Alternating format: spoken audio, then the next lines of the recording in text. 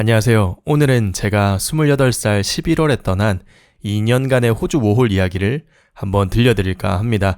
워홀을 가기까지의 제 20대는 어땠는지, 그리고 워홀을 가게 되었던 동기와 목표, 그리고 2년간의 워홀 이야기를 모아서 영상으로 만들어 보았습니다. 많은 이야기를 담으려고 욕심을 좀 부리다 보니까 영상이 엄청 길어졌는데, 재미는 없더라도 곧 뭔가를 시작하시려는 분들께 꼭 도움이 되었으면 하는 마음으로 제 개인적인 이야기를 이렇게 들려드리게 되었습니다. 물론 저보다 더 독특하고 저보다 더 특별한 워홀 이야기들이 더 많을 걸 알지만 아마도 제 이야기는 가장 보통의 평범한 워홀 후기가 되겠지만 저에겐 또 저의 경험이 가장 특별하고 다신 없을 추억이니까 재밌게 들어주셨으면 좋겠습니다. 그럼 제 이야기를 먼저 들려드릴게요. 나는 보통의 사람이다. 고등학교를 졸업하고 군대를 다녀왔으며 대학에서의 전공을 살려 2년간 일을 했다. 20대 초중반의 나는 남들과 똑같은 이상을 가지고 남들과 똑같은 기준을 만들어 사람들이 이야기하는 목표를 나의 목표로 삼았고 사람들이 열광하는 그런 것에 목을 메어 타인에게 인정받기를 원했다. 그때 나는 남들과 나를 비교하며 왜 나는 사람들이 이야기하는 표준에 미치지 못할까를 한탄하며 하루하루를 보냈었다. 나는 왜 대기업에 들어가지 못했을까? 내 연봉은 왜 이 모양일까? 나는 왜 돈을 이만큼 모으지 못했을까? 나는 왜 남들이 다 하는 것만큼 하지 못할까? 그런 화살들이 나뿐만이 아닌 주위 사람들에게 닿는 것을 느낄 때쯤 나는 내가 어떤 색이 되고 싶은지에 대해 시간을 내어 깊이 생각하게 되었다. 다들 되고 싶어하는 색이 하나였기에 그 색이 짙으냐 옅으냐만 보는 2차원적인 사회에서 나는 그 기준을 조금 벗어나 나의 색을 만들기로 결심했다. 다니고 있던 직장을 그만두고 여행길에 올랐다. 그간 모았던 돈으로 자전거 국토종주도 다녀왔고 다음 여행을 위해 영어가 필요하다는 것을 느끼곤 필리핀 어학연수도 다녀왔다. 한국으로 돌아와 여행에 필요한 돈을 다시 벌고 그 돈으로 히말라야 안나푸르나 베이스 캠프도 올라보고 100일이 넘는 기간 동안 인도를 여행하기도 하며 그 이야기로 쓴 나의 기록들이 공모전 수상으로도 이어졌다. 하고 싶은 일을 하면서 내가 할 수 있는 일들을 찾아보고 그것을 시도해 결국 좋은 결과를 만들어냈다. 그때부터 그것이 나의 첫 물감이 되었다. 전역을 하고 나의 지난 5년은 나만의 색이, 나만의 길이 있다는 자기 합리화를 적절히 이입할 수 있는 정도가 되었다. 도전했고 성공하든 실패했든 그 결과가 나를 움직이게 했다. 나는 사람들이 정해놓은 나이 값에서 조금이나마 자유로울 수 있었으며 사람들이 바라보는 시선에서 아주 조금은 당당할 수 있었다. 난 그 사람들과는 다르다는 걸 이제는 알아버렸기 때문이다. 내 나이 28살, 아직 무엇이든 할 수 있었고 망설임보단 설레임에 잠설치고 싶었다. 어차피 할 걱정이라면 과거의 나를 힘들게 했던 똑같은 고민들 말고 다른 걱정들로 채우고 싶었다. 나는 그렇게 워홀을 떠나기로 했다. 나는 생각보다 가진 것이 없었기에 그렇지 않은 이들보다 쉽게 결정했을지도 모른다.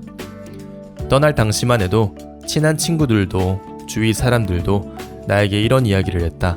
언제까지 여행만 하고 살 거냐? 언제까지 하고 싶은 것만 하고 살 수 있을 것 같아? 어렵게 들어간 회사를 왜 그만두려고 하는 거야? 언제 돈 모으고 언제 결혼할래? 너도 책임져야 할 시간이 분명 올 거야. 곧 서른인데 막차로 가는 워홀이 얼마나 힘든지 아냐?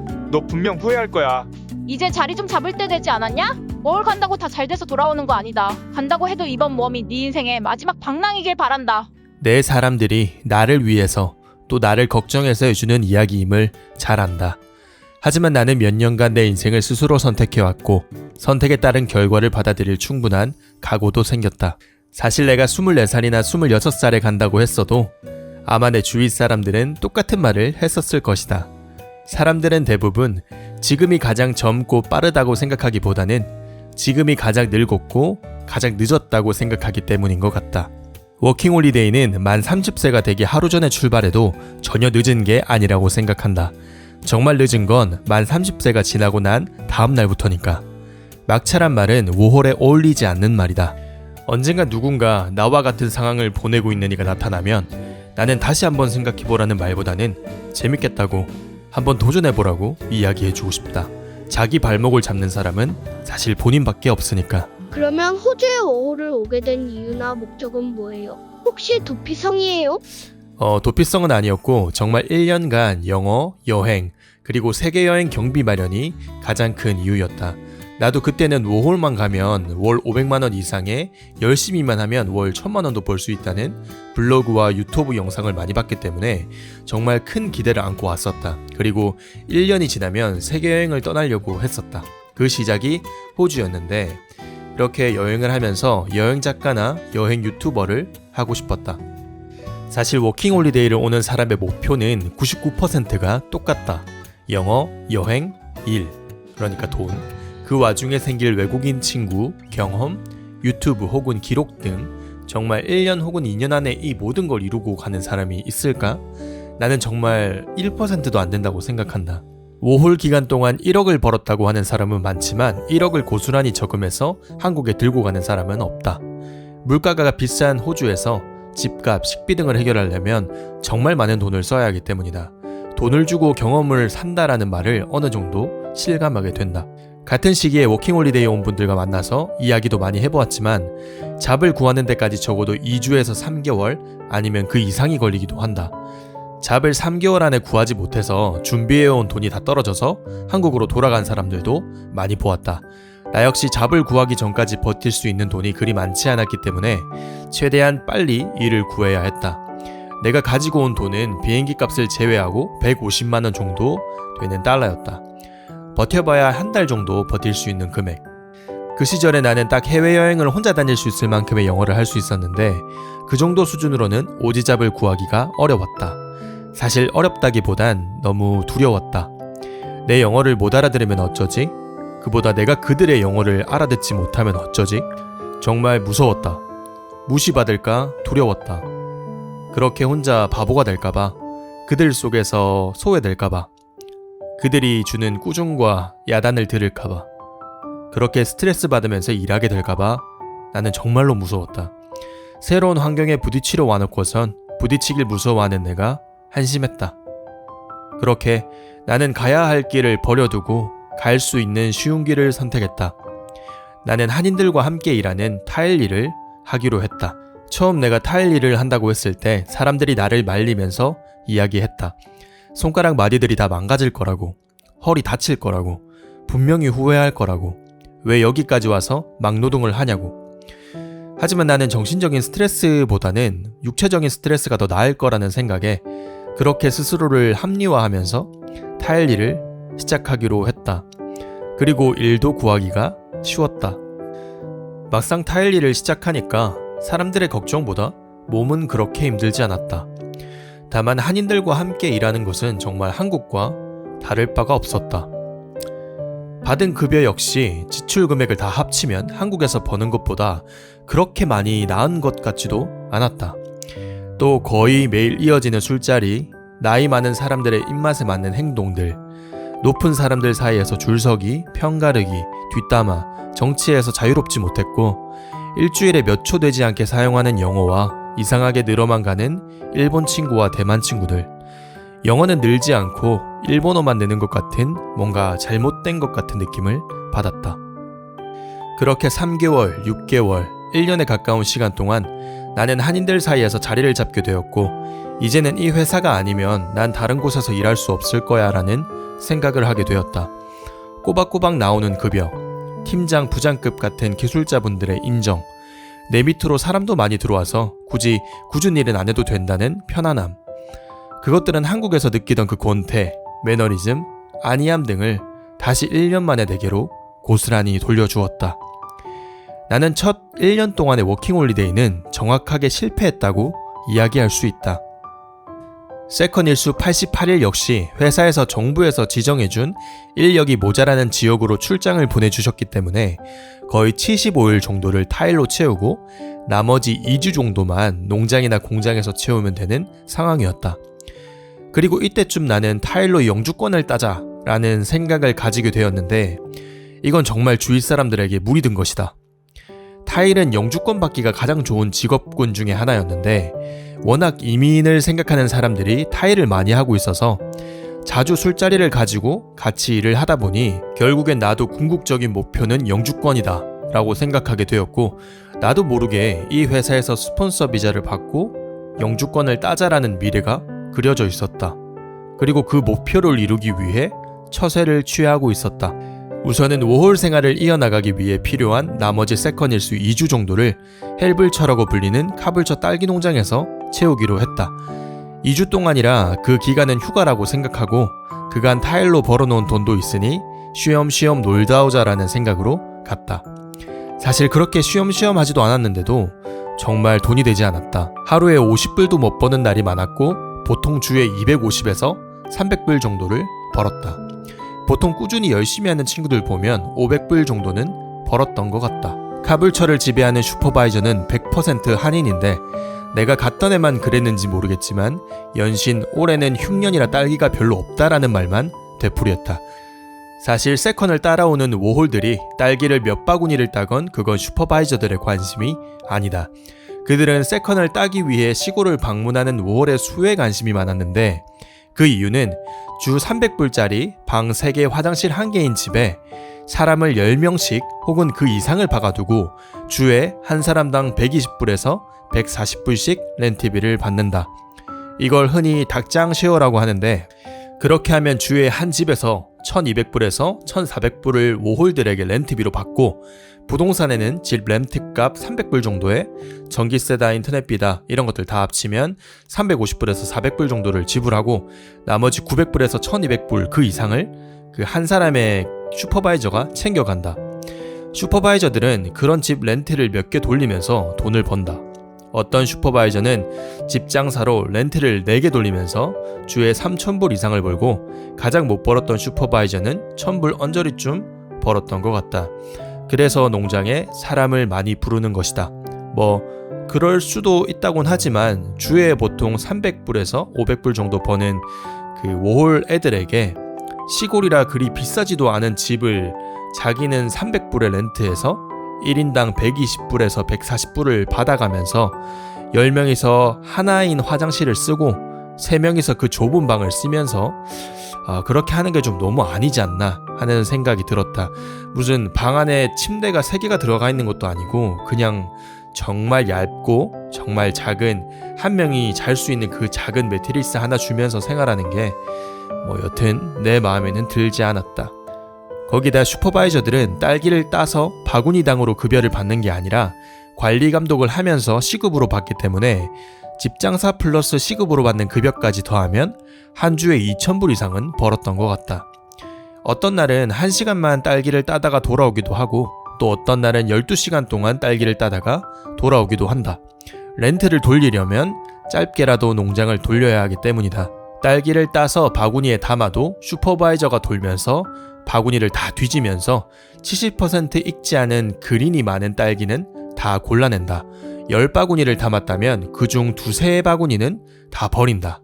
하지만 그들과 친분이 있는 사람의 바구니는 건들지 않는다. 그들 중 대부분이 탑피커라고 불리는 고인물들. 그리고 그 고인물들이 페북이나 카페에 광고를 올린다. 나도 이만큼 벌어요. 그리고 누군가 걸려들어서 농장에 오게 되면 한 사람당 50불씩 받는다. 슈퍼바이저들은 연신 돈피그린을 연발하면서 농장에서 뭔가 강압적인 분위기를 띈다.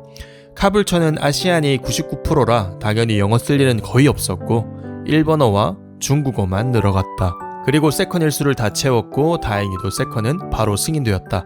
그리고 잠깐 동안 타일 일을 다시 하다가 12월 연말 휴무 동안 한 달 정도 한국을 다녀오기로 한다. 내가 다녀온 카불처는 헬불처라고 불린다. 믿고 거르는 헬불처, 믿고 거르는 한인이라는 말도 여기서 나온다. 웬만하면 농장보다는 공장, 만약 공장 웨이팅이 너무 길어서 농장에 가게 된다면 바구니당이 아닌 시급, 그러니까 아울리잡, 그리고 피커보다는 패커, 한인 농장보다는 오지 농장을 가는 것을 추천한다. 농장을 다녀오고 한국에 가니까 뭔가 리프레시 되면서 한 걸음 떨어져서 내 호주 생활을 똑바로 바라볼 수 있었다. 막상 내가 원하던 워홀이 이게 맞나 싶었다. 여행은 했나? 영어 실력은 늘었나? 돈은 왜 이것밖에 없지? 유튜브는?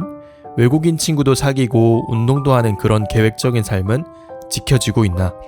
과연 이 타일 회사가 내 호주 생활 1년의 모든 결과물인가?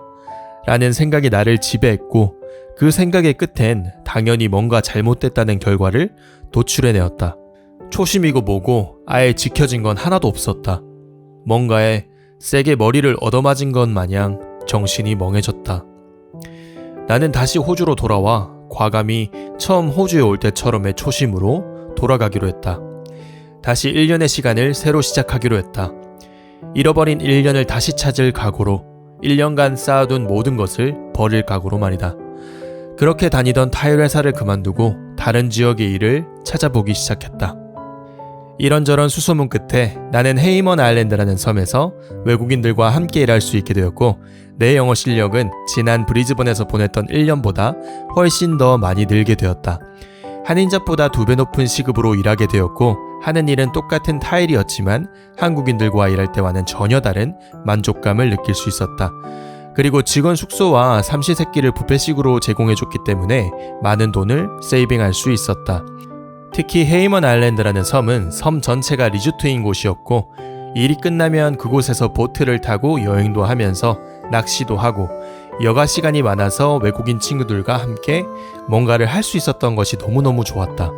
그리고 2주 중에 11일을 쭉 일하다가 3일 휴무로 로테이션이 되는 일이어서 그 3일간 나는 시드니나 멜번 같은 도시들을 짧게나마 여행할 수 있었고 일, 영어, 여행, 외국인 친구 등 내가 생각하던 의미의 워킹홀리데이를 제대로 보낼 수 있었다. 정말 그 6개월은 내가 그렇게 꿈꾸던 워킹홀리데이였다고 말할 수 있다. 하지만 그 잡은 6개월 만에 끝이 났고 나는 또다시 변화의 순간을 맞이해야 했다. 어디로 가야 할까 정말 걱정이 많았다. 첫 1년간 살았던 브리즈번은 살아봤으니 다시 돌아가서 반복되는 일들은 겪고 싶지 않았다. 시드니나 멜번은 한인분들도 많고 사람이 너무 북적북적한 게 싫어서 가고 싶지 않았다. 해서 퍼스로 갈까 생각하고 있었는데 같이 일하던 친구들이 마지막으로 케언즈를 함께 여행하자고 제안해줘서 우선은 여행을 함께 하기로 했다. 사실 그때 처음 가본 케언즈가 마음에 너무 들어서 그곳에 정착하고 싶었는데 오쥐잡이나 한인잡을 아무리 찾아봐도 찾을 수가 없었다. 그래서 이 여행이 끝나면 남은 워홀 6개월을 퍼스로 가서 타일 일을 하다가 한국으로 돌아가야지라는 마음으로 퍼스에 있는 오지 사이트나 한인 사이트를 가리지 않고 전화를 해서 일하는 환경이나 급여 등을 알아보았다. 그런데 퍼스는 시드니, 멜번, 브리즈번 같은 대도시보다 임금이 너무 낮았다. 당시 큰 도시에 같은 경우 하루 230불 정도의 급여였다면 퍼스는 170불에서 180불 정도밖에 되지 않았다. 해서 정말 많은 고민 끝에 딱 마지막으로 진짜 마지막으로 케언즈에 있는 모든 타일샵 혹은 건설 현장을 돌아다니면서 이력서를 돌려보고 그래도 안 되면 또 다른 선택지를 알아보자라는 생각으로 하루 종일 돌아다니며 이력서 50장 정도를 돌렸다. 그때 때마침 케언즈에서 가장 큰 호텔을 짓고 있던 현장에서 연락이 왔다. 오지잡이었고 꽤나 규모가 큰 타일 회사였다. 나는 나를 엄청이나 어필했고 다행히 나를 마음에 들어하던 보스가 나를 채용하기로 했다. 헤이먼 아일랜드에서 받던 급여보다 더 많은 급여를 받고 대우도 더 좋아졌다. 역시 좋은 잡을 찾기 위해선 발품을 팔아야 한다. 그곳에서 3개월 정도 일을 함께 하다 보니 보스가 내가 일하는 게 마음에 들었는지 나와 계속해서 일을 해보지 않겠냐고 제안을 해줬고 나는 풀타임 정직원으로 일을 하게 되었다. 그렇게 스폰서 비자를 받게 되었고 그들과는 4년 정도를 함께 일하고 있다. 사실 내가 일을 잘했다기보단 그때 일하던 호주인들이 워낙 일을 안 했기 때문에 혼자 한국인인 내가 돋보였을 것이다. 아마 어떤 한국인이 왔어도 호주인들이 워낙 일을 안 했기 때문에 보스가 좋아했을 거라고 생각한다. 재주가 좋았다기보단 정말 재수가 좋았달까? 여튼 내 워홀은 이렇게 다른 비자로 이어졌고 나는 아주 만족하면서 호주에서 생활을 이어가고 있다. 이야기가 너무 길어진 것 같아서 세컨 워홀은 조금 축약해서 이야기해봤습니다. 그럼 형이 본 워홀들 중에 가장 최악은 어떤 사람이었어? 3분 정도 계셨는데 첫 번째는 호주에 도착해서 3개월 정도 만에 일을 어떻게 구하셨는데 그날 저녁에 축하 파티 하시다가 에버리지인과 싸움이 나서 추방된 사람이 있었어. 두 번째 분은 2년이라는 워홀 기간 중에 하루 12시간씩 한인 스시잡에서 일하면서 법정 기본 시급도 못 받고 한국말만 하다가 여행 한번 못 해보고 돌아간 사람도 있었지. 세 번째는 카지노 도박에 빠져서 모아놓은 돈 다 날리고 돌아간 사람이야. 그러면 형이 본 워홀들 중에 가장 베스트는 어떤 사람이었어? 내가 본 워홀 베스트는 외곽에 있는 오지잡을 구해서 숙소와 식대를 모두 지원받고 시급도 50불 가까이 받으면서 외곽 지역이라 자연스럽게 세컨 워홀도 승인받고 2년간 돈을 엄청 모아간 사람이 있었어. 그분이 내가 생각하는 가장 베스트가 아닐까 생각해. 호주에서 가장 잘했다고 생각하는 점은 뭐가 있어? 당연히 한인들과의 일을 그만두고 다시 도전했던 그 순간이 아닐까 싶어. 만약 그때 한인들과 계속 일을 했다면 아마 나는 세컨까지만 하고 한국에 돌아갔을 거야. 여행, 영어, 돈, 외국인 친구 그 어떤 것도 이루지 못하고 지금 이렇게 호주에서 계속 살 수도 없었겠지. 그럼 호주에서 가장 후회되는 건 뭐야? 나는 한인회사에서 일을 할 때 한인회사에서 하라고 하면 했던 내 자신이 가장 후회가 돼. 시골에 가라고 하면 가고 쉬라고 하면 쉬고 뭔가 이 회사에서 뼈를 묻을 것처럼 내 미래를 생각해서 회사 편의를 너무 많이 봐줬던 점, 그리고 회사에선 그것들이 너무 당연하게 생각하게끔 만든 내 자신. 그 당시엔 정말 시골에 가라고 해서 내가 시골에 갔었는데 가니까 막상 일이 없는 거야. 주에 정말 한두 번 일을 나가고 어떤 주에는 일이 아예 없고 그렇게 워홀 1년 중에 두세 달을 그렇게 있었는데 그래서 정말 돈이 정말 300불도 안 남았어서 같이 살던 친구들에게 막 9불짜리도 3불씩 나눠내자고 하고 막 그런 정말 궁핍했던 순간들이 있었어. 그때는 나도 정말 정신적으로 너무 힘들었었고 뭐 그랬어. 그분들에겐 아직도 미안한 마음이 있지. 호주 워홀에서 영어는 어느 정도로 해야 해? 영어는 정말 How are you라고 물어봤는데 Yes라고 대답하는 친구들도 봤고 정말 아예 영어가 안 되는 친구들도 많이 봤어. 나도 듣는 귀가 뚫리는 데엔 2년이 걸렸고 호주 애들과 술 먹으면서 놀 수 있을 정도의 실력과 자신감을 갖는데 2년이 더 걸렸어. 솔직히 자신감의 결여가 가장 컸다고 생각해. 내가 말할 수 있는 건 많은 유튜버들 말 맞다나 영어 못하고 와도 돼. 그리고 그런 친구들도 실제로 많아. 다만 내가 느낀 건 영어를 0으로 가져오면 0으로 돌아가게 될 거야. 1 정도를 가져오면 2를 하게 될 거고 2를 가져오면 4 정도를 즐길 수 있을 거야. 4를 가져오면 8 정도의 기회를 더 누릴 수 있을 거고 8을 가져오면 16 정도의 완벽한 워홀을 즐기다 갈 수 있을 거라는 거지. 1, 2 정도 가져오면 한인분들과 일할 수밖에 없고 4, 8 정도 가져오면 훨씬 넓은 반경의 기회를 가져갈 수 있다는 거. 막상 닥치면 뭐든 할 수 있겠지만 그 부딪힐 시간에 더 많은 것들을 할 수 있다는 것도 알아야 해. 영어를 하다가 모르는 단어가 나오면 상대방에게 꼭 물어봐. 궁금한 걸 물어보면 5분만 멍청해지면 되지만 그걸 모르고 넘어가면 평생 멍청해지거든. 생각보다 워홀 1년은 정말 짧아. 돈을 많이 버는 팁 같은 건 없어? 내가 생활비 영상에서 한번 이야기했던 것 같은데 한인잡보다는 오지잡이 좋고 시티잡보다는 외곽잡이 돈을 더 많이 줘. 호주 생활을 하면서 돈이 가장 많이 나가는 부분이 집값과 식대인데 외곽에 나가면 나갈수록 숙소와 식사를 무료로 주는 곳이 많기 때문이야. 그리고 만약 시티에 산다면 가장 아낄 수 있는 방법이 밖에서 안 사 먹고 안에서 해먹는 방법 뿐이지. 그러면 마지막으로 영상을 보시면서 아직도 워홀을 망설이는 분들께 하고 싶은 말 있어? 저는 사실 워킹홀리데이라 그러면 엄청 여유로운 사람들만 가는 건 줄 알았어요. 부모님께 지원받아서 몇 개월 어학원도 다니고 거기서 외국인 친구들도 사귀어서 여행도 다니고 견문도 넓혀서 한국 돌아오면 영어를 엄청 유창하게 하고, 근데 아마 워홀을 하고 가신 분들은 알 거예요. 사실 그게 만만한 게 아니었다는 거. 그리고 독립의 시작이고 처음부터 끝까지 자신이 계획하고 결과를 받아들여야 한다는 거. 그리고 돈 역시 자기가 벌어서 자기가 계획적으로 쓰고 없으면 없는 대로 또 있으면 있는 대로 열심히 살아가야 한다는 거. 사실 집에서 경제적인 지원이 많은 사람들은 유학을 가지 워킹홀리데이를 오진 않더라고요. 그래도 도전해보세요. 생각보다 벽이 높지도 않고 생각보다 내가 혼자 있을 때 나오는 나를 더 잘 알아가게 되기도 해요. 다행히 호주는 단일 민족이 아닌 여러 민족이 사는 이민의 나라입니다. 인종차별이 있을 수도 있지만 그렇지 않은 경우가 많아요. 오히려 너무 친절하다며 이야기하고 다니는 사람이 훨씬 많지만 인종차별은 보통보다 밑에 있는 이야기라 더 많이 들려올 뿐이에요. 밤늦게 다니지 말고 하지 말라는 거 하지 말고 나쁜 호기심의 유혹에 넘어가지만 않으면 얻을 수 있는 것들이 많은 시간일 거라고 말해줄 수 있습니다.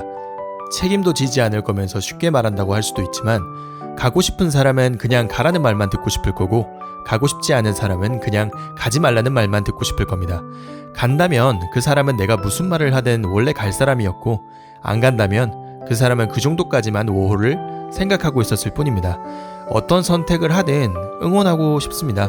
가든 가지 않든 잘못된 건 하나도 없으니까요. 하지만 두려움과 무서움에 대한 용기의 부재라면 조금 더 용기를 가져보는 게 어떨까 하고 복돋아주고 싶을 뿐입니다. 오늘의 영상은 여기까지고요. 영상이 너무 길어져서 지루하진 않으셨나 걱정이 됩니다. 여기까지 봐주셔서 너무너무 감사하고 영상이 유익했거나 재미있었다면 구독과 좋아요도 함께 부탁드릴게요. 영상 보시는 모든 분들 화이팅 하시길 바랍니다. 감사합니다.